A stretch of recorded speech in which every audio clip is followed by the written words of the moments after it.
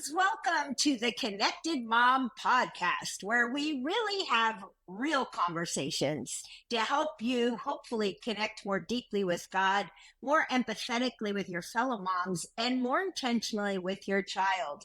And I have a feeling today's topic is going to be a hot topic, as they say, for many of you. So, if you're out there and maybe you've struggled with, gaining baby weight and you can't seem to get it off, or you've had other health issues related to your weight and feeling good, I want you to tune in and listen. I really want to recommend that you get like a pad and that you write down some notes from this one, because I think it's going to be life changing for you. So my guest today is Christine Trimpe, and she is a health and wellness coach.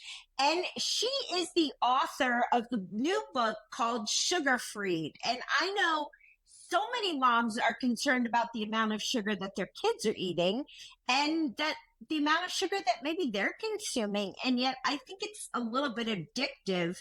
And Christine is going to help us with that today. She's a coach, she's an author, she's a speaker. And if you want to learn more about her, we're going to have all her information in the show notes. But for right now, just tune in and listen and ask the Lord to speak to you as we talk about this important topic together. So welcome, Christine. Thank you for having me, Becky. I'm so excited to be here to speak to your moms. Yeah, I'm excited to have you here. So before we get into this, tell us a little bit about your family. All right, I have been married to my college sweetheart for almost 35 years now. We're going on 35 years this April. And yes, we have two adult children. They both live locally. My daughter lives 2 miles down the road. She's married to her high school sweetheart. And then my son lives with us still. And so I did go through years of raising them, and am still very connected to both of them. Yeah, and the journey of motherhood, it doesn't end. I think a lot of times people think, okay, well, I've got 18 years with my child, and then motherhood is over, and I'm going to be on to the next thing. And that's not the way it goes. I have four adult kids. They all live close, and I have 14 grandchildren. And the journey of motherhood is just, it's never done, and it's a beautiful journey. But today we want to talk a little bit about your story and about getting sugar freed. I love that idea. And I think a lot of our moms love that idea. But first, tell us your story and why you wrote this. Right. Well, I'm so excited to talk to the moms today because the very back part of my story is wanting a do-over for all of those years that I was raising my kids. I was feeding them a lot of sugar, a lot of convenient foods. We were a very busy sports-oriented family. And I found myself, as my kids were getting older, I was still not taking care of my health. And the day that my daughter graduated from high school, now she's my youngest, she graduated in June of 2015. I stepped on the scale, Becky, and I was devastated because the number that flashed back on me on the scale was the highest weight I had ever been. And at that time, I was counting my points, I was exercising, I was using an app, I was doing all the things, but it was just really soul crushing to me. But again, I was still in that mindset of taking care of everybody else before I was taking care of myself. But that was really the beginning of my wake up call. A couple months later, my husband and I went on our 25th anniversary trip to the Rocky Mountains in Colorado. And that was a beautiful place to be. My husband had planned out some hikes for us.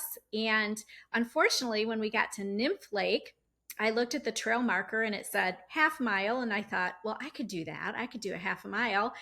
But unfortunately, I only got about halfway up that trail before I was gasping for air and before I told my husband I just couldn't go on any further. And the reason being that I couldn't climb up that trail, which was a fairly moderate trail, is because at that time I was 100 pounds overweight and the chronic health issues were piling up. I was morbidly obese, which is devastating to hear doctors say that you're morbidly obese. And I had pre-diabetes. I didn't feel well every day. I was about to be diagnosed with obstructive sleep apnea and fatty liver disease. So all these things were happening in this year of 2015. And praise God. We talked about this a little bit before we hit record, but praise God. He is so good that he met me on the side of that mountain, and mountains being my favorite landscape. I sat down on a stump and I just remember praying, I just want to feel better. Lord, I just want to feel better. I didn't even pray, like, help me lose this 100 pounds, because at that point I had been yo yo dieting for 30 years, and I would lose a little, I would gain, I would lose a lot, I would gain more. So I was in that cycle for 30 years. So at the age of 48, sitting on that stump, um, God heard my prayer. And I came home from that trip in Colorado with a new resolve in my heart to take control of my health. And that was my take ownership moment. I went home, but I went home. I look back on that day and I know that I went home a different person, because I know that God intervened and he heard me. Wow, wow. So, okay, so I have so many questions, Christine. So many moms are listening right now and they're saying, "Yes, that's me. I've gained this weight." Whether it's, 100 pounds, it's like your story, or maybe it's just 25, but they're stuck and they can't get out of it. And it's interesting here in the US. I don't think this is true around the world, but we sell the most dieting books. In fact, if you want to hit the New York Times bestseller list, the best thing you can write right now is a dieting book, right? So we are addicted to dieting, and yet we are at times obese. What in the world? Help us. Right. Oh, I'm so glad you brought up dieting books, because my book is actually categorized as a diet book on Amazon in the categories, but it is not a diet book. Sugar free is definitely going to be something different that we'll talk about that. But you're absolutely right. You can just look around in the USA. The food environment is making us sick and it's making us fat. And this is one reason I love to talk to faith-based communities, is I want to give them hope, because what I learned, I have so many things to share with your listeners today, but what I learned is I was stuck in this cycle of eating food that I was told by these diet books were considered healthy, and things like everything in moderation just kept me spinning my wheels, because unfortunately for women like me, who many women find themselves in this similar situation. They may have never been told it yet, but they have metabolic syndrome or insulin resistance or prediabetes or type 2 Okay, wait, diabetes. wait, wait. What Yeah. is metabolic? Yeah. Whatever you just Okay. said. Yes, metabolic syndrome. So it's a condition for people who have like hypertension or a large waistline, high triglycerides. So put all of these things together, and you are basically, the easiest way to explain it is you're metabolically unhealthy. And what is contributing to this is the food that we're putting in our mouth. And the standard American diet does not serve women like me well. So I was continuing to eat a plate that I might have thought was, like, for example, a Weight Watchers friendly plate, but it was still loaded with a lot of carbohydrates, like whole wheat pasta or whole wheat bread or whole wheat rolls or a half a baked potato or a sweet potato, things like that. I learned that those things were contributing to my metabolic syndrome and to my insulin resistance. And those are things that I didn't hear for 30 years.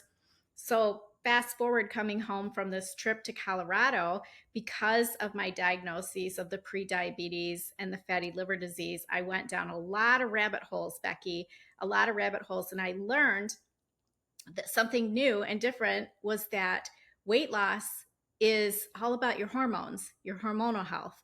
So I learned during that time that my insulin hormone was out of whack, my blood sugar was out of whack, and that was contributing to my inability to lose the weight with a standard American diet. And so then the key thing I learned is that sugar is a major hormone disruptor, and that set me on the path to stepping out into this sugar-freed lifestyle. Okay, so now okay, so many of us, so many Americans are really addicted to sugar, and is there, I mean, am I correct in that? Is there an addictive element to sugar?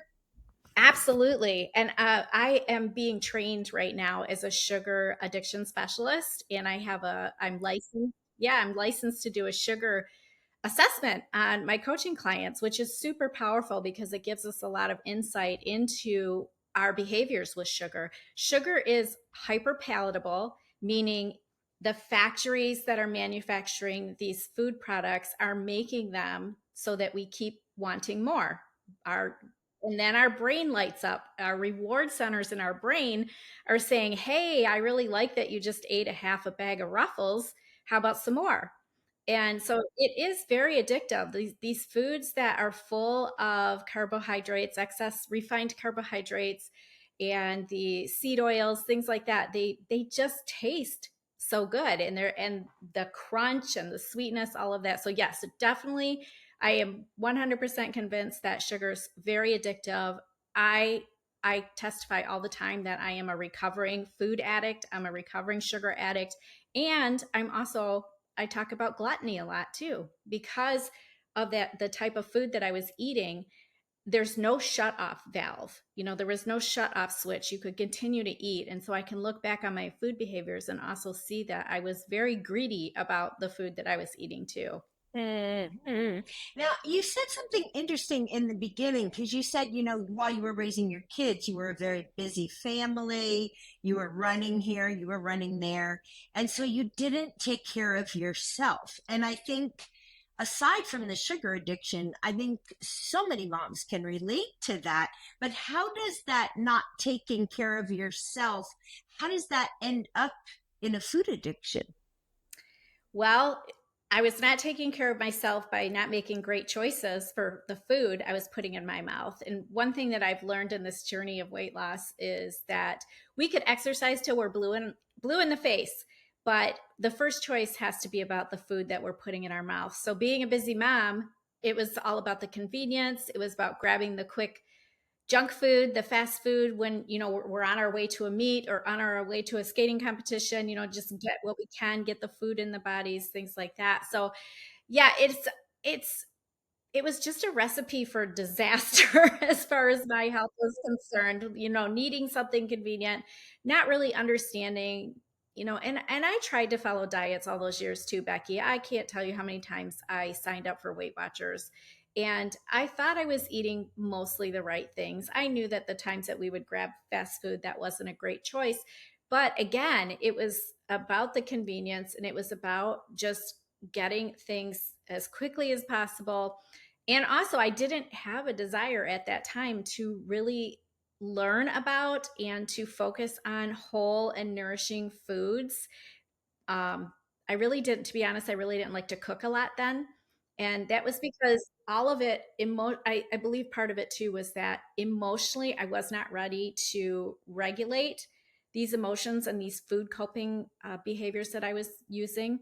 A lot of emotional background there, of course. And so just putting that all together, it was just something that I didn't truly invest my time. I didn't overall, the most important part, I did not invest my heart and I didn't turn this over to the Lord. So putting all that together, it was just, that's how I lived for 30 years. Okay, so you come home from Colorado and you're like, okay, Lord, something has to change. What did you do first? Yeah. So the first thing I did is I knew that my snoring was out of control. And being in Colorado, it made it 10 times worse. So I told my husband that when we got home, I would do a sleep study. And that is something I put off for 10 years. And I knew enough about hormonal health that poor sleep really is detrimental to your hormonal health. So I knew that a sleep study would be beneficial. I knew that I'd be coming home with a CPAP machine. And that really was the first medical intervention that put me on this path to sleeping better, to waking up more refreshed. And then something amazing happened, which is, I think, is the best part of my testimony because all of those 30 years, despite being raised in a Christian family, going to church off and on throughout the years, I I did not have a close relationship with the Lord. I was what I call a casual Christian. So my Bible was collecting dust on the side of my bed. And when I started waking up refreshed after getting that CPAP machine, the Lord started putting on my heart to start picking up his word every day. And so I began doing that and I haven't set it down since. And so really, we talk about diet books, but really my Bible is the best guidebook that has carried me through this journey. And that is really the ultimate place where I have found my source of strength. And really, the thing that has changed my life is developing and growing, nurturing this relationship with the Lord and learning about Him and His Word. Yeah. So, okay, you start with a CPAP machine. CPAP. Yeah, my son has one. I should know how to say it. Okay, so you start by getting good sleep. What led you to, oh, sugar is the problem? Yes. So shortly after I got home from that Colorado trip too, I started having painful ovarian cyst, and then I had an ultrasound and it was discovered that I had fatty liver disease. Now, fatty liver disease can eventually progress into cirrhosis of the liver, which is irreversible. And I started learning, educating myself about why did my liver get full of fat? And again, it came back to the diet I was eating in our standard American diet. And despite not being someone that would sit down and eat a row of Oreo cookies or a half gallon of ice cream, I still was consuming a lot of sugar in the form of bread and potatoes and pasta and things like that. So I learned that sugar is a major hormone disruptor, and I just knew that I had to eliminate as much sugar from my diet as possible. And so that's what I decided to do. And I did it in a step by step approach. So that's really where the healing began, the physical healing. Okay, so talk about that step by step approach because some of our listeners are like, "Oh, I need this, but tell me how." Right. It's a very rare person that could show up one day and just quit all sugar completely. So I do coach a step by step approach. I'll give you an example of what I did that worked for me that I coached through. And then this is working for my coaching clients as well, too. But I made a determination the first sugar I was going to eliminate. I quit coffee cold turkey because I was having a little bit of coffee with a whole lot of flavored creamer, the sugar stuff. So I decided the best way to, just rip the band-aid off with starting this quitting sugar journey was with the coffee. And then a few days later, I decided, you know what? I worked in a corporate office at the time. I'm not going to eat all the candy that's sitting around on all of my workmates' desk. A couple of days later, I decided I'm not going to participate any longer in the birthday cake celebrations that we have. It seemed like every week someone was having a birthday. And I just began adding things like that. Eventually, a couple weeks into that, I started reading labels on factory items. And if there was any factory processed foods that had any added sugar in the ingredient labels, I stopped eating that. So within a couple of It weeks, gets tricky there, because like if you're reading labels even on some of the salad dressings, and they can be low calorie salad dressings, and then all of a sudden you read how much sugar's in there and you're like, oh man, I'm defeating myself, because it says low fat, but it's got a lot of sugar. So that's tricky. It's tricky to read the labels and figure out what has sugar and what doesn't, right? absolutely. And the food manufacturers are kind of sneaky about it because they have all these different names for sugar. If you see a word on an ingredient label and it ends in OSE, no, that's a sugar. Whatever it is. Yep, that's a sugar. So if it ends in OSE, yeah, know that it's a sugar. I have a whole like a whole one-page list of all the names of sugar on food manufacturer labels. So yeah, it can be tricky. And also it was a major mindset shift for me. I'm glad you brought up the low fat because that was the craze for so many years. I mean, that's been going on for decades. And I think that has not served Americans well at all because what has happened during that time frame, we have just gotten more and more obese and now it's an epidemic. So my mindset now is I 100% believe for me, for someone who has a metabolism like me, which a lot of people that struggle with obesity would find themselves feeling or, being very similar. But for me, the problem was sugar. It wasn't like having to stay with a low fat diet. What I needed to do was eliminate the sugar and then to stop being afraid of the healthy fats like olive oil and coconut oil and things like that. So I did a complete swap in the way I was eating. I ditched the sugar and I stopped being afraid of a low fat diet, or I'm sorry, a higher fat diet, but it is not high fat, it's healthy fats. It's the fats that are in the food that God created for us, like in the beef and in the eggs and in the dairy products. So yeah, it was a complete shift, but that's really what worked for me. So have you given up like all processed foods? Yes, I have. Like the only Okay, thing, so because like cheese is a dairy product, but I think it's processed. Yeah. well, it's aged. It's aged. Yeah, I don't. I tend to stay away from like shredded cheese in the bags that have fillers to it, you know, just to keep it fresh and stuff. So I would prefer to like just buy a block of aged cheese, an aged cheddar cheese or but yeah, so for the most part, one of the quick tips I love to give is that to find that food closest to the way God created it, I call it God's good smorgasbord, is to shop the perimeter of your grocery store because that's where you're going to find all of the those healthy foods, your meat, your dairy, your produce, and your fish, your eggs, and those are all on the perimeter of your grocery store. Yeah, yeah, that's good. So, we've all heard a lot about carbohydrates, and that they're bad for us and all of that, for all the bread lovers out there, that's just a sad thing, but true. Um, so when you gave all this up, do you ever crave carbohydrates anymore? No, interestingly enough, as a recovering sugar addict, the more closer to as clean of a way of eating that you can get, you really can quiet those cravings.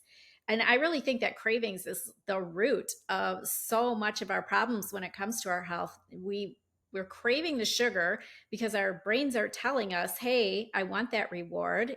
Again, they're hyper palatable, and we just love them, right? And they a lot of them are called comfort foods for a reason. So then we're also comforting ourselves with them. So we are craving things emotionally. And for me, and I discovered, I learned that I had been craving all the wrong things for so many years, trying to fill all these holes in my soul. And that's because of the absence of my relationship with Jesus. And now that I have, discovered so much more about him in his word, and I can't go a day without being satisfied and nourished by him first and foremost. That's what's filling up the holes in my soul now. So that helps with the emotional regulation too. But once the physically and physiologically, think of it like an alcoholic. You would not tell an alcoholic to just drink one beer because they're addicted to the alcohol. They need to abstain from it. So by me abstaining from as much sugar as possible in my way of eating, the only sugars I really eat now are like the sugars that would break down from cauliflower or broccoli, or the little bit yeah, I do eat fruit occasionally too. Berries are the lowest in sugar, so when I do eat fruit, I choose berries. But yeah, so you just the more further away you get from eating that way, the quieter the new. And a lot of people like me have also, recovering food addicts, there's a lot of food chatter going on in our head all the time. Like I used to constantly think like, where is my next meal coming from? When we're traveling, where are we going to stop and eat? All I was so focused on and fixated on food, and that's just all part of the food addiction behaviors. So now you're eating completely different. You've lost like 100 pounds. You look fabulous. So when you are traveling, how do you eat clean as best as possible? Like you're right now, you shared with me before we started recording that you're at a retreat, so retreats are famous for serving, all manner of junk food. So, like, how do you handle that, Christine? Yeah, the longer you do it, the easier it gets. I promise. I promise. I know it sounds really difficult to understand, to be around people eating food that I choose not to eat anymore. And it really just it is a mindset thing. I know that I could eat those foods if I wanted to, because a lot of times people will say to me like, "Oh, I forgot you can't eat that." And I'll be like, "Well, I can eat that if I wanted to, but right now I choose not to for my health. And it really is, Becky, it's really just a matter of not being able to unsee what I've seen. Like I have seen the healing that has happened, and there's no way that I want to go back to that. And honestly, truthfully, people probably don't even believe me when I say this, but I can sit in a retreat with a room full of women eating, they're all eating brownies and ice cream and chips and all that thing. It really doesn't have a pull on my heart, and it doesn't drag me down, if that makes sense. Like I don't feel bad, I don't feel uncomfortable, I don't feel anything about it. It's just the way I live now. Yeah, yeah. Okay, so let's talk a little bit about what the feelings underneath that drive the addiction. Can you share with us some of those and what drove the addiction in the first place? Because there has to be healing for that as well. Yes. Yeah. I always tell my coaching clients that the emotional part of this journey, that healing part, is going to be the most difficult. It is very hard work. I can tell people what to eat, what not to eat, like this is the best way, and we can do that. But once we quiet that food noise and that food chatter, like we finally discover, oh, I'm not really craving sugar today, then we can start beginning working on the deeper rooted issues. And for most of us, my story is that I did start gaining weight in elementary school. And so I did have some years of being a chubby kid, and I was bullied a lot. Um, I carried that weight with me, and it really made me grow up into a young woman, a teenage girl, a young woman off to college. And I felt like I never fit in anywhere. Like I physically didn't, eventually I didn't fit in roller coaster seats. I almost didn't fit in airplane seats. But if I was to walk into a room full of beautiful women, I would look around and I would feel like I don't fit in here. Like there is no place here. So that's where a lot of the hard work comes in, because now I know, like, putting myself in that situation, I always felt like everybody was watching me, like watching what I'm eating and questioning, why is she eating that? She shouldn't be eating that. These are the thoughts going around in my mind in those situations. But now, like, you go through this journey and you heal from all the things like that. And now I realize that people weren't, they weren't thinking about me. Most people just sit around and think about themselves, right? Yep, So yep, absolutely. So okay, we're just about out of time, Christine. Um, but what's one tip you could give our listeners to start breaking the pattern, the destructive pattern of being addicted to this sugar? Right. Well, I want to give hope for the faith based audience because with God, all things are possible. I never, ever would have been able to do this without inviting the Lord into this journey. And it's really surprising to me when I coach women. One of the first things they say to me is, I never thought to invite God into this journey. And I say it's surprising, but it doesn't shock me because that's exactly where I was for 30 long years. And, really, the Bible is the best place, the best guidebook for life. And I never really thought that God cared about how I cared about my health, but He really does. He does care about how we treat our temple. And when I always say that when we feel better, we serve better. And so I don't know. I know Becky, you and I feel like we have a lot of years ahead of us to serve women and to serve the people that God has called us to serve. And I want to be able to do it with the best of my health and to the best of my ability. So I just want to give hope for healing for anybody out there that feels hopeless, because I know what it feels like to be stuck in a yo-yo dieting cycle. I did it for 30 years. I call it my weary, wandering weight loss woes. There is a way to yeah, there is a way to break free. And, God is the chain breaker.